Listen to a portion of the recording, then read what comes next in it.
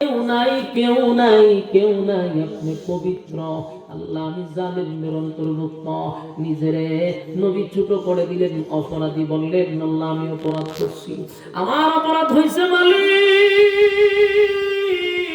আমার অপরাধ হয়েছে, আপনি আমারে মাফ করে দেন আল্লাহ, আমি অন্যায় করছি, আপনি পবিত্র আল্লাহ। পবিত্রতা বর্ণনা করতে লাগলো।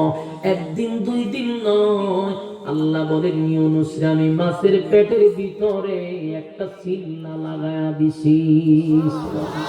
আমি আপনাদের কাছে জানতে চাই রে, মাছে যদি কাউরে খায়া ফেলায়, মাছের পেটের ভিতরে যদি কেউ চলে যায়, পৃথিবীর কোনো মানুষ কি বাঁচা সম্ভব? কেউ কি বাঁচতে পারবে? মাছের পেটের ভিতরে গেলে মানুষ বাঁচে না, সাপের পেটের ভিতরে ঢুকলে মানুষ বাঁচে না, বাঘের পেটের ভিতরে গেলে মানুষ বাঁচে না। কিন্তু আল্লাহ মাছের পেটের ভিতরে একটা নয় দুইটা মাছের পেটের ভিতরে ঢুকাইয়া ইউনূস নবীর অক্ষত রাখলেন। আল্লাহ বলেন আমার ইউনূস একেবারে সুস্থ অবস্থায় তারে আমি অক্ষত রাখছি। ইউনূস নবী বলতে লাগলেন লা ইলাহা ইল্লা আনতা সুবহানাকা ইন্নী কুনতু মিনাজ জালিমিন। পড়তেছিল। আল্লাহ ভাই আমি ইউনূসের ডাক শুনছি, শুধু তাই নয়, ইউনূসের ডাক আমি শুনছি। আল্লাহ ডাক দিয়া ভাই ফাস্তাজাবনা লাহু ওয়া নাজ্জাইনাহু মিনাল গাম্মি। আল্লাহ বলে ইউনূসের ডাক শুনছি,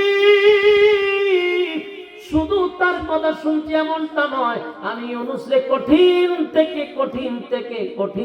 কঠিন মুসিবত থেকে আমি তারে সুস্থ অবস্থায় অক্ষত অবস্থায় ফিরাইয়া দিছি। মাছের পেটের ভিতরে এমন ব্যথা সৃষ্টি আল্লাহ করে দিল, মাছ পাগলের মতো সাগরের ভিতরে দৌড়াদৌড়ি করতে করতে একটা সময় মাছ সাগরের পারে আইসা উগলাইয়া ইউনূস নবীর বাহির করে দিছে। ইউনূস নবী সুস্থ অবস্থায় থাকলেও এতদিন মাছের পেটের ভিতরে ছিল। ইউনূস আলাইহিস সালাম দাঁড়াইতে পারে না, উঠতে পারে না। আল্লাহর কুদরতে ইউনূস নবীর দুই পাশে দুইটা খেজুর গাছ, সেখানে খেজুর পাকের নিচে পড়ে ইউনূস নবী খায়। উপর দিয়া রুদ্র না লাগার জন্য লতা পাতার ব্যবস্থাও করে দিল। ইউনূস নবী শীঘ্রই সুস্থ হয়ে গেছে। পরিপূর্ণভাবে যখন সুস্থ হয়ে গেল, ইউনূস নবীর আল্লাহ সুস্থ করল। ইউনূস নবীর মাছের পেটের ভিতর থেকে বাহির হইল।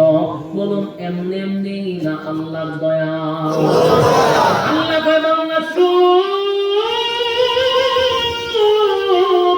শুধু ইউনূসকে আমি অক্ষত অবস্থায় ফিরিয়ে দিছি, ইউনূসকে বাঁচাইছি এমনটা নয়।